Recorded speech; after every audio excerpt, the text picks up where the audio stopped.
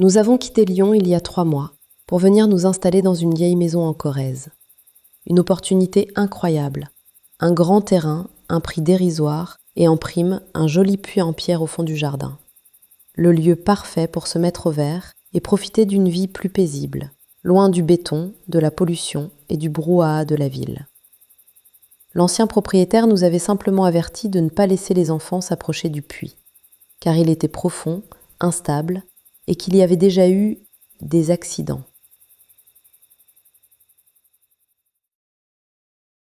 Notre fille, Léa, a 6 ans. Une petite fille vive, curieuse, qui parle souvent toute seule en jouant. Au début, on trouvait ça adorable, jusqu'à ce qu'elle commence à parler d'un certain garçon dans le puits. Il est gentil, maman.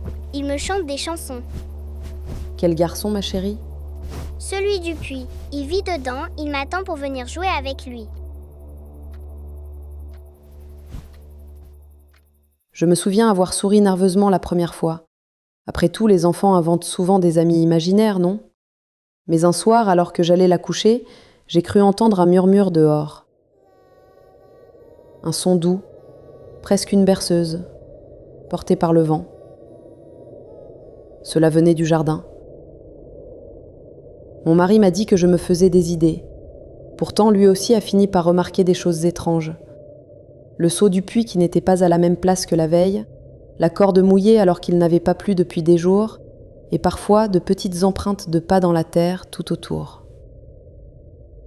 Une nuit, Léa a voulu sortir, affirmant que le garçon voulait lui montrer quelque chose. Il était presque minuit. On l'a retrouvé dehors, pieds nus, debout devant le puits. Le seau pendait tout au fond, la corde tendue comme si on venait de l'utiliser. Lorsqu'on l'a ramenée à l'intérieur, après l'avoir réprimandée, elle pleurait.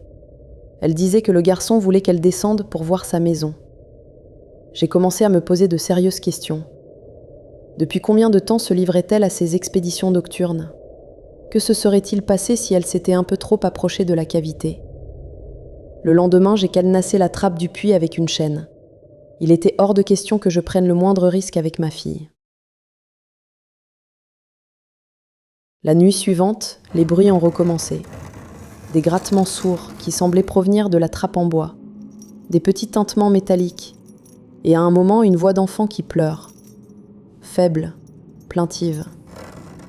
J'ai immédiatement couru vers la chambre de Léa pour m'assurer qu'elle était bien là. Dans sa chambre, elle se tenait devant la fenêtre, immobile. Léa ? Léa, est-ce que ça va ? Il ne peut plus sortir, maman. Il est triste. Cela m'a donné la chair de poule. Je suis restée un moment avec elle sur son lit, et comme les bruits n'ont pas repris, j'ai décidé d'aller me recoucher moi aussi. Mais impossible de fermer l'œil de la nuit.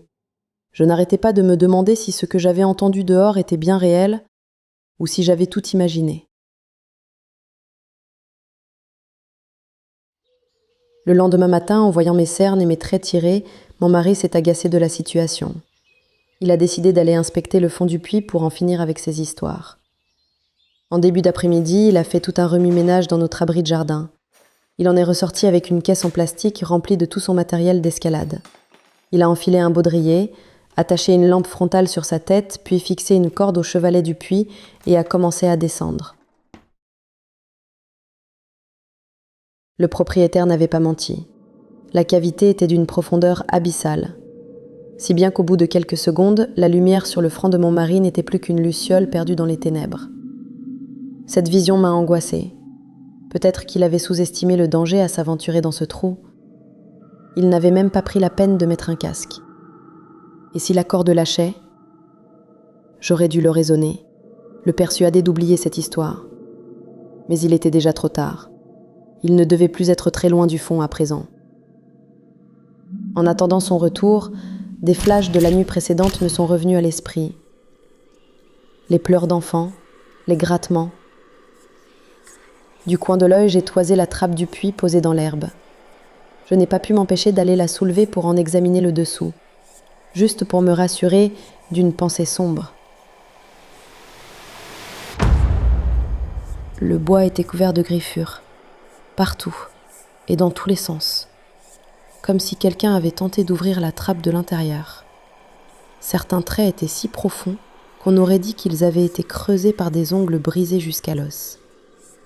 Cette vision m'a retourné l'estomac.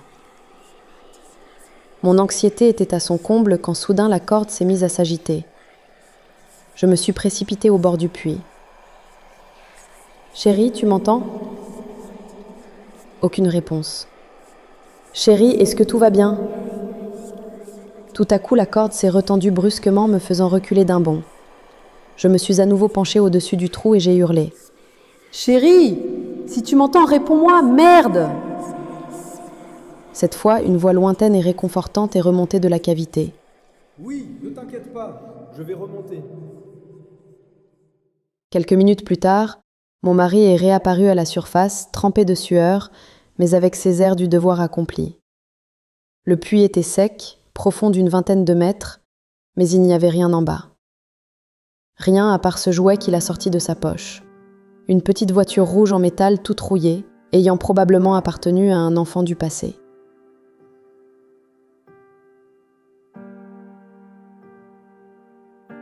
Quelques jours se sont écoulés et j'ai ressenti le besoin de faire la lumière sur cette petite voiture énigmatique. Et puis, il y a eu ces bruits la nuit et le comportement étrange de Léa. J'ai repensé à ce que le propriétaire avait dit, qu'il y avait déjà eu des accidents. Alors je me suis rendue aux archives locales pour tenter d'en savoir plus. Dans la salle de lecture, j'ai feuilleté une tonne de documents. Et puis j'ai fini par tomber sur un article avec une photo de notre maison jaunie par le temps. Dans les années 80, un drame avait bouleversé la région. Ici vivait une famille dont l'enfant, fils unique, était tombé dans le puits. Ses parents étaient arrivés bien trop tard et les secours n'avaient rien pu faire. Il est malheureusement mort noyé après s'être gravement blessé contre les parois en pierre. J'ai tout de suite éprouvé de la peine et une profonde empathie pour cette famille et en même temps ressenti cela comme une mise en garde adressée à la mienne.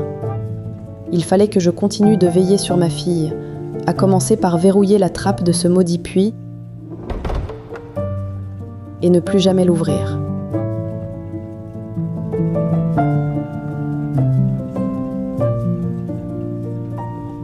Depuis lors, Léa ne parle plus du petit garçon. Moi, j'entends encore parfois sa berceuse, très loin, comme si elle remontait de la terre.